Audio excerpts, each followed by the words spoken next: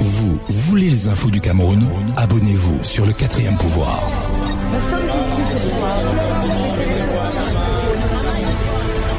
Quatrième pouvoir. L'info, c'est le pouvoir.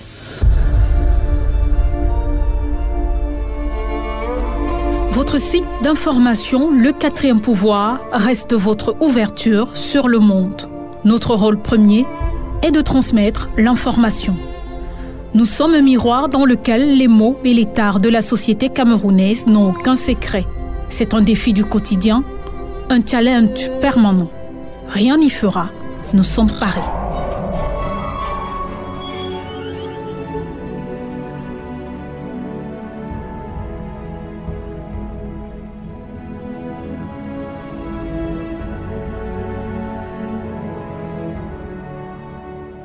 Depuis le début de la pandémie à Covid-19, le Cameroun s'apparente à un gigantesque théâtre. Chacun de ces compartiments est une scène où les acteurs prestent chacun à sa satiété. Jamais dans l'histoire de ce pays, pareille situation n'avait encore été vécue. Au plus haut point d'une épidémie nationale et pandémie mondiale, là où on attend que les mesures de répression se resserrent, que les sanctions se multiplient, c'est le ponce pilatisme qui est servi par le gouvernement et partant par le ministre Manaouda Malachi. Celui qui était notre préféré, le chouchou du public et du peuple, vient de montrer que désormais le combat n'est plus à la hauteur de ses moyens. Vous mangerez à tous les fruits des arbres du jardin, sauf à celui-ci. Adam et Ève, souvenez-vous, la suite de l'histoire, on la connaît tous. Restons chez nous, le nouveau credo du MinSanté sur Twitter. Nous est mis pour qui, monsieur le ministre? Vous comptez-vous dans ce nous? Quand vous demandez à un peuple aux abois de faire preuve de responsabilité dans l'observance stricte des mesures barrières, à quoi faites-vous allusion? Êtes-vous réellement sérieux ou alors c'est juste que vous ne pouvez plus vous séparer de votre clavier d'ordinateur ou de votre joli smartphone? Non, monsieur le ministre, le ponce pilatisme n'épargnera pas le Cameroun de la ruine.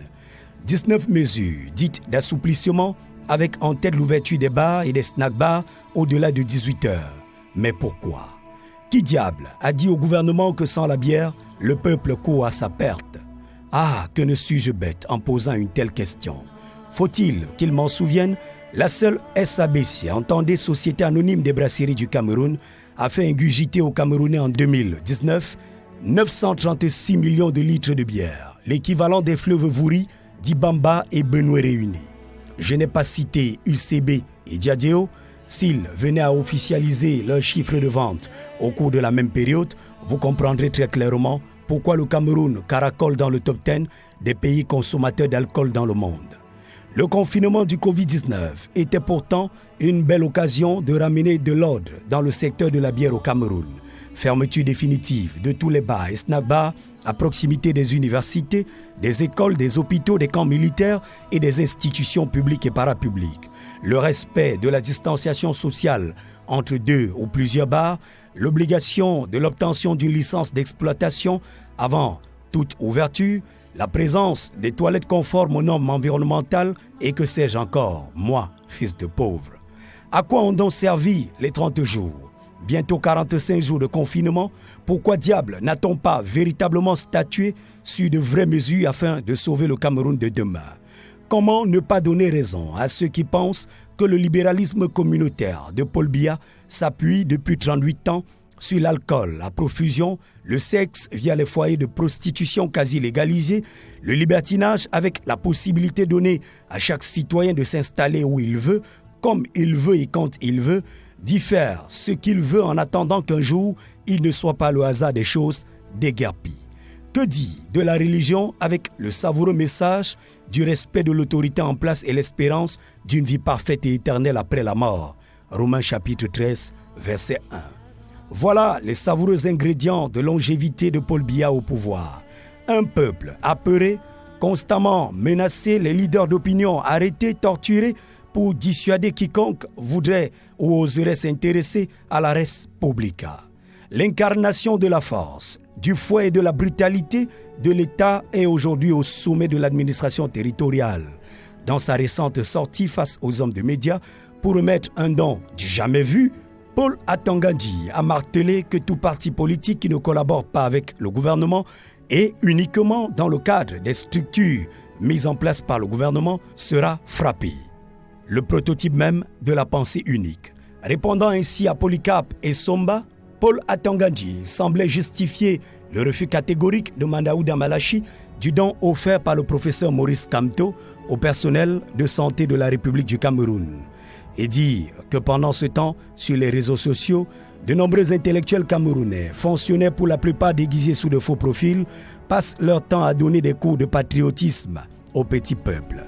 Qui n'est pas avec le gouvernement et avec Kamto? Mais parlons-en. À qui parle-t-on? À un peuple qui s'apprête à connaître 40 ans de gouvernance unique? Tous ceux qui sont nés dans la décennie 80 ont aujourd'hui entre 30 et 40 ans.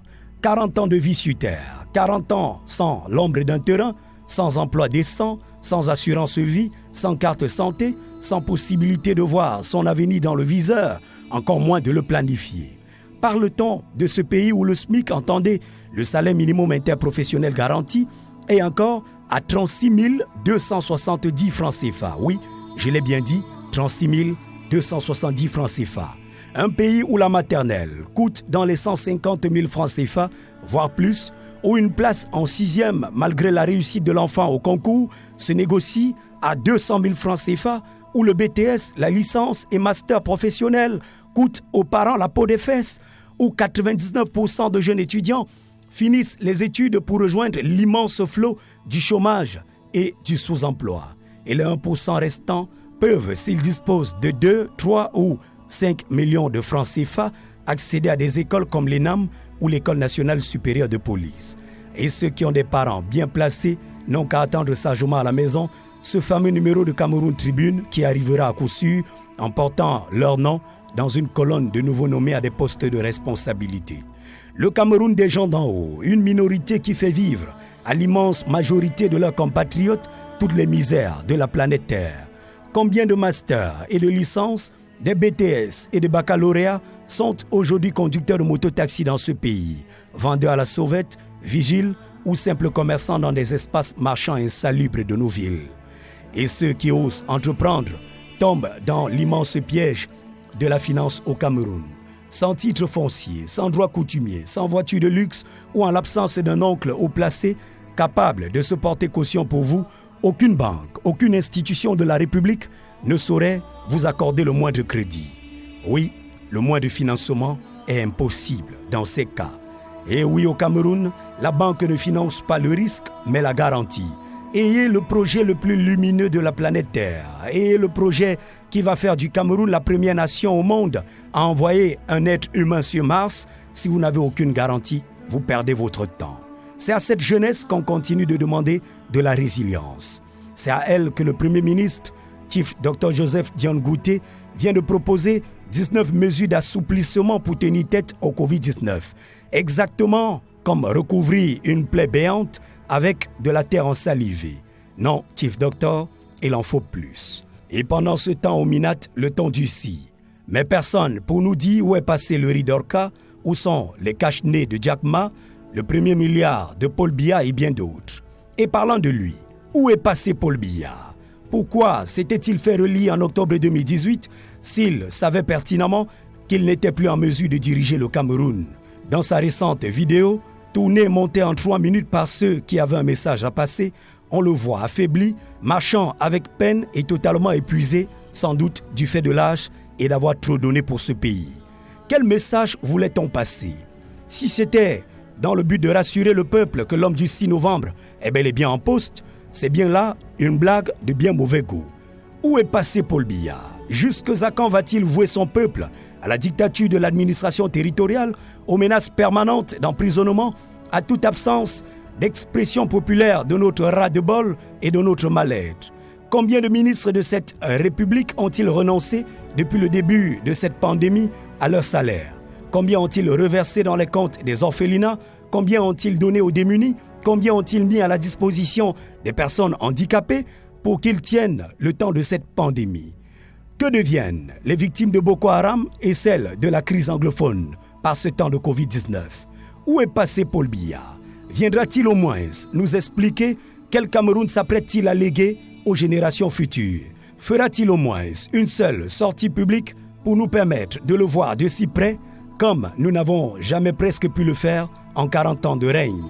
S'il ne pourra pas présider le défilé du 20 mai cette année, pourquoi rouvrir l'école le 1er juin? Que veut-on sauver? Les fonds de l'UNICEF, des bailleurs de fonds et des partenaires mondiaux de l'éducation ou alors l'image du Cameroun? Sans doute, nous aussi finirons en prison au terme de cette chronique, mais qu'il nous soit clair de préciser que la dignité ne s'arrache point. Un peuple qui ne se soucie pas de son avenir est voué à l'esclavage. Le Cameroun n'a-t-il pas tout sur place pour devenir une puissance planétaire? Jusqu'à quand le peuple continuera-t-il de cautionner l'arrogance et d'essuyer le mépris de ceux qui nous gouvernent? Que dit réellement le Premier ministre Sankou Ferry de la situation dans laquelle nous sommes plongés? Organiserons-nous réellement le CHAN et la CAN à venir? Sommes-nous véritablement prêts? Sinon, où sont passés les fonds? Où sont les coupables? En 1992, M. Biya voulait qu'on se souvienne de lui comme l'homme qui a apporté la paix et la prospérité à son peuple. Il est temps, Excellence, de marquer le point clé de l'histoire, de redonner le pouvoir à votre peuple, de rebrandir la fierté de notre nation. Et si cela s'avère impossible, une révolution pacifique sera dans l'ordre de l'inévitable, la révolution du tissu blanc. Un fantôme peut-il diriger une nation? La réponse est vraisemblablement non, Excellence. Nous avons besoin de vous, votre peuple a besoin de vous. S'il vous plaît, Excellence, réagissez ou démissionnez. À bientôt, Excellence.